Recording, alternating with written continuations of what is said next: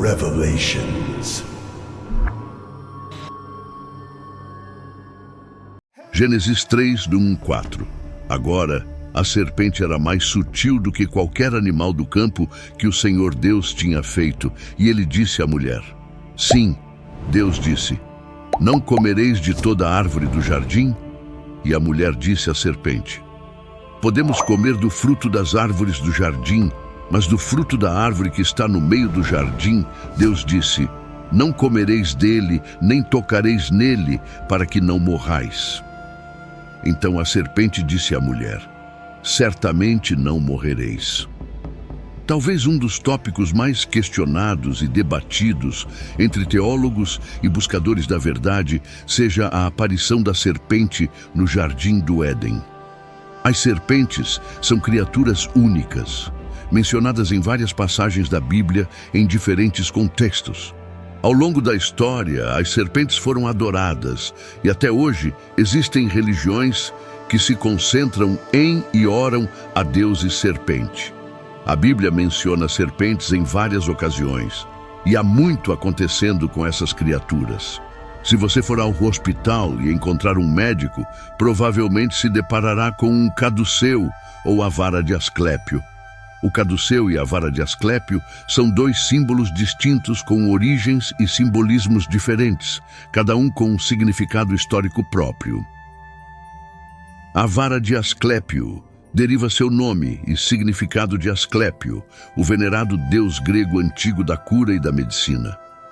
Este símbolo consiste em uma única serpente enrolada em torno de um bastão, representando o conceito de cura e as artes médicas. Em contraste, o caduceu tem suas origens na mitologia grega e está associado ao deus Hermes ou Mercúrio na mitologia romana. Este símbolo consiste em um bastão com duas serpentes entrelaçadas ao redor dele, frequentemente coroado com asas. O relato bíblico do encontro de Adão e Eva com esta criatura astuta levanta inúmeras perguntas que têm fascinado e perplexo mentes por séculos. Como seria a serpente na realidade? Seria uma serpente física ou representaria algo completamente diferente? A simples menção da serpente evoca curiosidade e convida à contemplação sobre seu papel e significado na narrativa bíblica. Ao explorar esse tema intrigante, somos confrontados com uma miríade de perguntas. Seria a serpente uma criatura terrena ou possui um significado espiritual mais profundo? Qual é a relação entre a serpente e o diabo? A serpente realmente possuía a capacidade de falar ou era uma representação metafórica de uma persuasiva decepção? Essas questões nos desafiam a explorar as dimensões teológicas desta criatura enigmática, buscando uma compreensão mais profunda de seu propósito dentro da narrativa mais ampla do plano de Deus para a humanidade.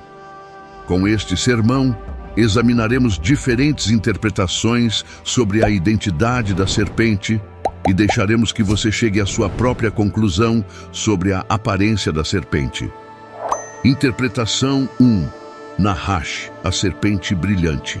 2 Coríntios 11:14 diz: E não é maravilha, porque o próprio Satanás se transforma em anjo de luz. A palavra hebraica, Nahash, de fato carrega múltiplas camadas de significado, e quando aplicada ao personagem em Gênesis 3, essa complexidade pode levar a várias interpretações. Na primeira interpretação, Nahash é entendido literalmente como uma serpente ou cobra. Essa interpretação básica e direta encaixa-se na descrição física e no comportamento da serpente na narrativa. Ela rasteja, fala e tenta. A Bíblia não afirma explicitamente se a serpente podia ficar em pé ou andar antes de sua maldição, mas parece plausível que ela pudesse se movimentar em 4 patas, como outros répteis. Essa interpretação parece se alinhar melhor com Gênesis 3:14, que descreve a maldição imposta à serpente. Se a serpente já rastejava, a maldição e sua comparação a criaturas de 4 patas, em Gênesis 3:14, pareceriam redundantes. Portanto, é razoável interpretar a partir de Gênesis 3,14 que a serpente originalmente possuía alguma forma de pernas. Significado número 2 da palavra hebraica Nahash, o brilhante. Ao compreender o papel e a natureza de Nahash na narrativa do Gênesis, a interpretação de o brilhante carrega um significado profundo. Essa leitura, baseada nas letras radicais que podem significar brilhar ou estar relacionadas a bronze ou latão, abre novas camadas de significado que conferem à serpente uma dimensão angelical ou divina. Nessa perspectiva, a serpente não é uma simples cobra, mas uma entidade radiante e impressionante, potencialmente uma presença sobrenatural ligada à sabedoria divina, embora associada a uma luz enganadora. Essa interpretação coloca o Nahash como uma força central na narrativa, uma figura marcante que tem um impacto profundo tanto no enredo quanto nos personagens. Sendo tão profundo quanto cataclísmico, essas interpretações ganham uma tonalidade mais rica quando lidas em conjunto com outros textos bíblicos. Por exemplo, em Ezequiel 28, 13 e 15, há uma descrição de um ser magnífico e perfeito presente no jardim do Éden. Essa figura adornada com pedras preciosas e criada como um querubim é descrita como irrepreensível até que a iniquidade fosse encontrada nela, conforme descrito em Ezequiel 28, 13, 15. Tu estiveste no Éden, o jardim de Deus. Toda pedra preciosa era a tua cobertura. O sárdio, o topázio, o diamante, a berílio, o ônix, o jaspe, a safira, a esmeralda e o carbúnculo e ouro. A obra dos teus tambores e dos teus pífaros estava preparada em ti no dia em que foste criado. Tu eras o querubim ungido que cobre, e te estabeleci. No monte santo de Deus estavas, no meio das pedras afogueadas andavas. Perfeito eras nos teus caminhos, desde o dia em que foste criado, até que se achou iniquidade em ti. Não há dúvida de que esta é uma criatura bela, conforme a descrição no livro de Ezequiel. Se Deus menciona que essa criatura estava no jardim, segue logicamente que poderia ser o Nahash, o ser brilhante, mencionado em Gênesis 3:1. Muitos estudiosos debatem há muito tempo a identidade dessa figura em Ezequiel. Alguns sugerem que é uma referência ao rei histórico de Tiro, enquanto outros afirmam que representa uma figura mais abrangente, frequentemente identificada como Satanás ou Lúcifer. Um rei terreno, realisticamente, não poderia alegar ter estado no Éden, servir como o querubim ungido que cobre ou residir no Monte Santo de Deus. Portanto, muitos estudiosos que analisam a Bíblia propõem que Ezequiel 28, 11 e 19 seja uma profecia dupla, estabelecendo paralelos entre a arrogância do rei de Tiro e a vaidade e orgulho exibidos por Satanás. O trecho em Ezequiel pinta a imagem de uma figura que esteve no Éden, foi adornada com joias, andou entre as pedras flamejantes, era irrepreensível desde a criação até a descoberta da iniquidade, e foi lançada como algo profano. Comparando esse trecho com a interpretação do Nahash como o ser brilhante, pode haver uma correlação entre as duas entidades.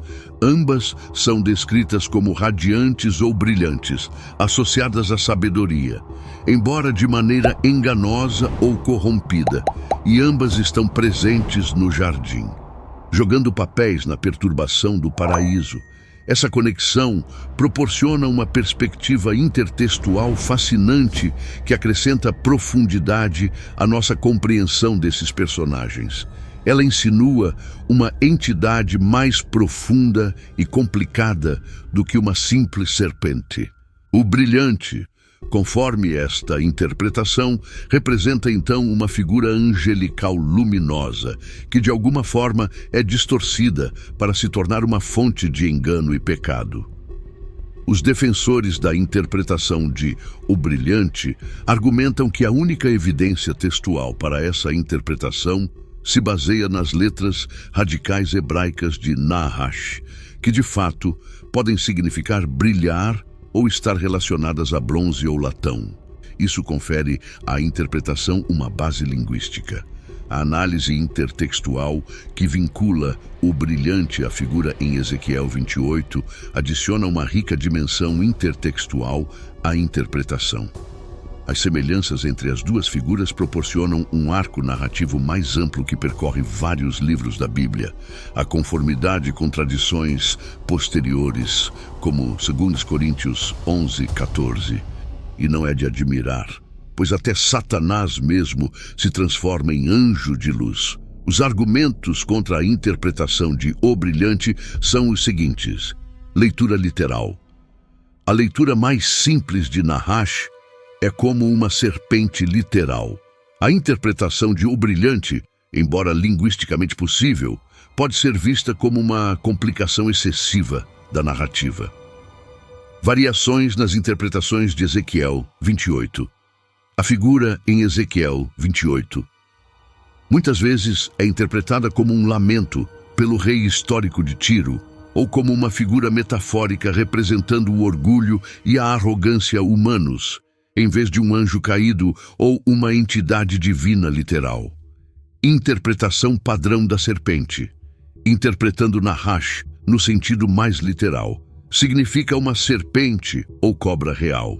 Essa criatura é retratada como astuta e enganadora, desempenhando um papel crucial na queda de Adão e Eva. Aqui, a serpente simboliza astúcia e tentação, levando os primeiros humanos a se desviarem do comando de Deus. Um aspecto notável da narrativa do Gênesis é que parece sugerir que a serpente tinha uma forma mais semelhante a outros animais antes de ser amaldiçoada. A Bíblia não indica diretamente se a serpente ficava ereta ou caminhava antes da maldição, mas é viável que a criatura se movimentasse em 4 patas, semelhante a outros répteis. Essa noção se alinha bem com a redação de Gênesis 3:14. Onde Deus condena a serpente, o texto afirma: porque fizeste isso, maldita serás mais que todo o gado e mais que todos os animais do campo. Sobre o teu ventre andarás, e pó comerás todos os dias da tua vida. Esta maldição sugere uma transformação. Se a serpente já rastejava sobre seu ventre, a maldição seria redundante. Em vez disso, a comparação da serpente com outras criaturas com pernas sugere uma transformação de uma forma com pernas para uma sem pernas. Essa interpretação, embora literal, não retrata a serpente como uma entidade sobrenatural por si só. Em vez disso, implica que Satanás, de alguma forma, assumiu o controle ou entrou no corpo da serpente para manipular Adão e Eva. Portanto, a figura por trás da serpente é o próprio Satanás. A serpente serviu apenas como ferramenta ou veículo usado pelo diabo para executar seu plano. Essa interpretação conclui que o tentador foi o próprio diabo, usando a forma de uma serpente como disfarce. A Bíblia contém instâncias de seres espirituais usando animais ou assumindo a forma deles. Um exemplo notável é encontrado na história de Balaão, em Números 22, 21, 35. Nessa narrativa, a jumenta de Balaão é dotada da capacidade de falar para repreender Balaão, quando ele não vê o anjo do Senhor bloqueando o caminho deles. Esse incidente ilustra uma situação em que uma entidade divina interfere diretamente nas habilidades naturais de um animal. Embora não seja idêntico, é uma situação um tanto paralela e oferece um precedente bíblico para interpretar a serpente em Gênesis 3 como uma ferramenta de um ser espiritual, neste caso, Satanás. Os defensores desta interpretação argumentam que, em primeiro lugar, ela é textualmente simples, não exigindo leituras entre as linhas ou inferências de significados mais profundos. O texto retrata diretamente a serpente como um animal real, usado como uma ferramenta por Satanás. Em segundo lugar, ela é consistente com outros temas bíblicos que frequentemente representam Satanás como uma figura enganadora que leva as pessoas ao pecado. Em terceiro lugar, ela se baseia em precedentes para interferência sobrenatural, como a história da jumenta de Balaão, que mostra seres sobrenaturais influenciando animais. Aqueles que argumentam contra essa interpretação literal apontam para a falta de evidências diretas na Bíblia, que afirmem explicitamente que Satanás entrou na serpente.